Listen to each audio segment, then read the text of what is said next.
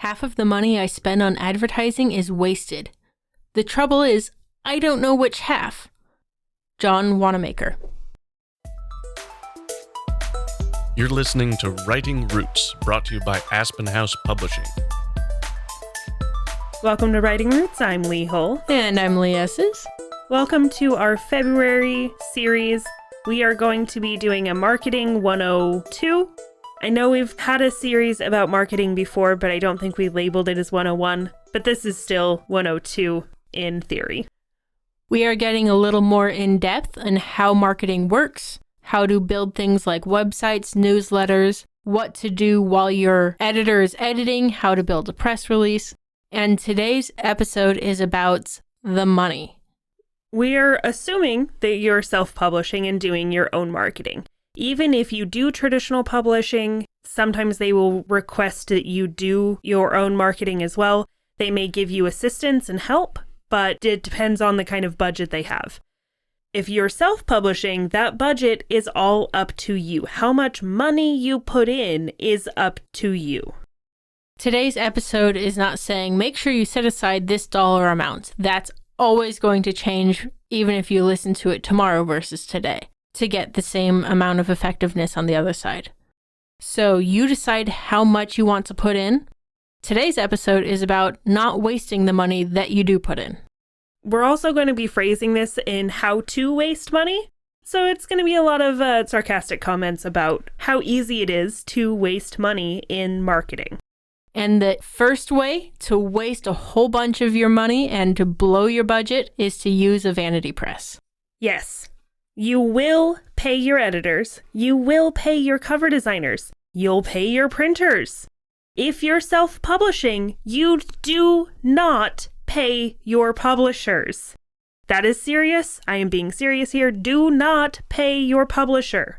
A vanity press will take thousands of dollars from you without changing a single word, meaning you aren't getting anything from them besides they are hitting the green button instead of you. If you want to waste money, throw it at vanity presses. Self-publishing your book is really easy. It takes a couple of clicks on Amazon to get it out there in the world in ebook form. It doesn't take a lot of effort if you want to breeze past all those steps. You don't need someone else to push that button for you. And every book that I've seen that's been published through a vanity press is rampant with errors. So if you want to waste your money on printing something that nobody's going to buy because it's full of errors, then a vanity press is going to help you waste that money. Another way to waste money in your marketing efforts is to market to everyone. But everyone's going to love my book. No, they aren't. If not everyone likes Lord of the Rings, or not everyone likes To Kill a Mockingbird, or not everyone likes 1984, or not everyone likes Harry Potter, not everyone likes any single book. It's not going to be different for yours. So when you market, you need to make sure you're actually marketing to your actual target audience. But I'll have you know that I'm on Twitter, I'm on Instagram, I'm on Facebook, actually not on TikTok, but for this example, we'll say.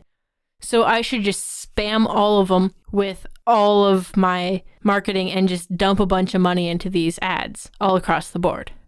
Sure, if you want to waste money. You can market on social media without paying them a dime. It is a great way to get out your story.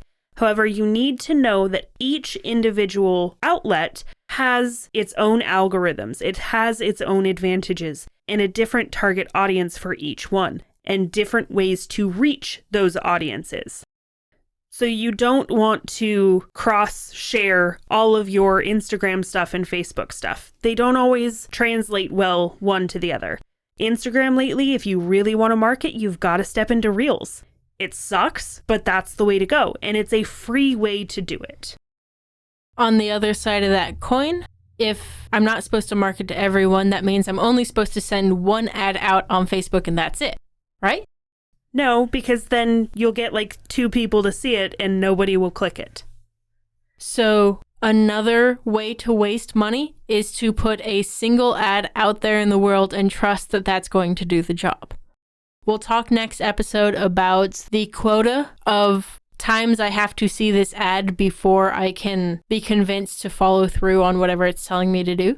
But for this episode, assume that if I see the cover of your book once, unless I am exactly in that right target audience and you catch me right away, it's very rare I'm going to follow through the first time.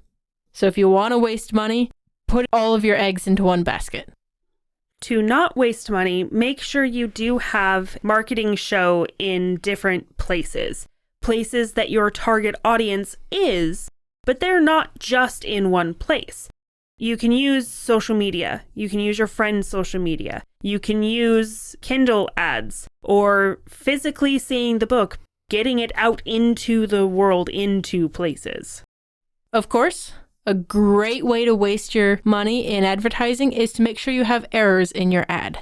I can't tell you how many times I have seen an ad on Facebook or Amazon that is cringeworthy in how poorly it's been formatted and the errors.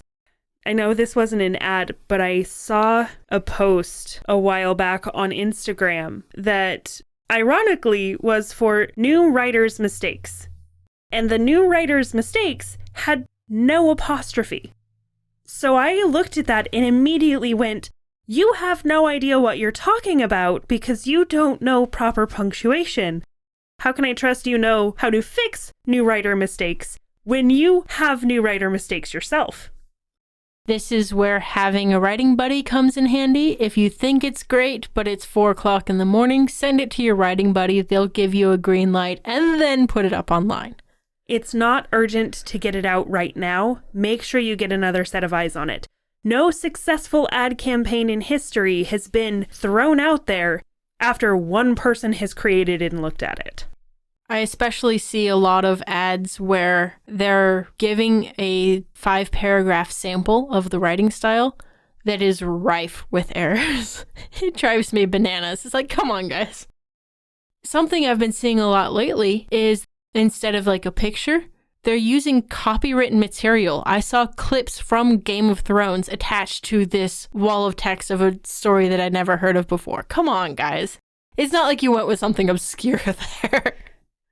So if you want to waste money in your ad, use copywritten material. Get it taken down so you can actually get your money's worth. The final way that you can waste money that we're going to talk about, there's lots of ways to waste money in marketing, but the final one we'll talk about today is misleading your audience. You make promises that aren't fulfilled. You suggest that a book is one genre when it's actually something different. This goes back to trying to market to everybody. My grimdark fantasy is not going to go over well with churchgoers. If I gave my church Bible study group that book, saying everyone will love it, they're going to go, that book is terrible, nobody read it. And then all of the word of mouth about my book is, avoid at all costs. It has long been known that word of mouth is the biggest advantage in marketing. The biggest seller is someone else saying, hey, I really liked this, you should read it too. And if you have been marketing to the wrong people this entire time, if you have been misleading your audience in what that promise of your book is, the only reviews that you will get, the only word of mouth that you get is, it's terrible, don't read it. Another great way to mislead your audience and waste money is to miscategorize the keywords or the genre. Don't say it's a spicy romance when it's a kid's story. Don't say it's a horror flick and then market it to Bible studies.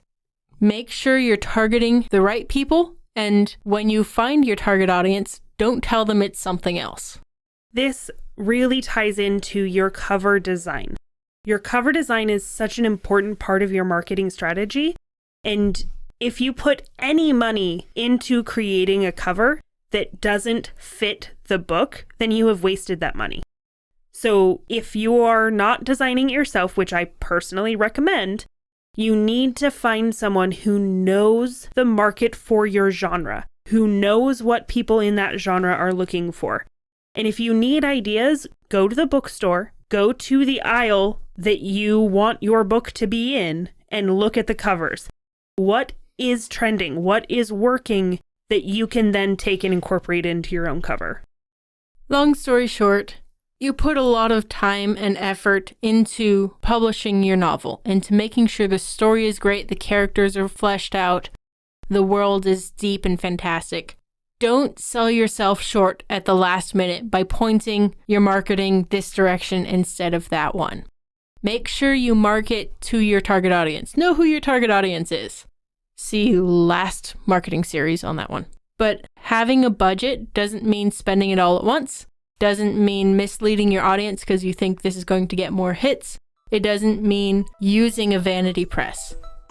The best way you're going to be able to market your book to your favorite target audience is to first write selfishly. If you have a question or comment for our hosts or a topic you'd like us to cover, send us an email at writingroots@aspenhousepublishing.com or find us on Facebook by searching for Aspen House Publishing.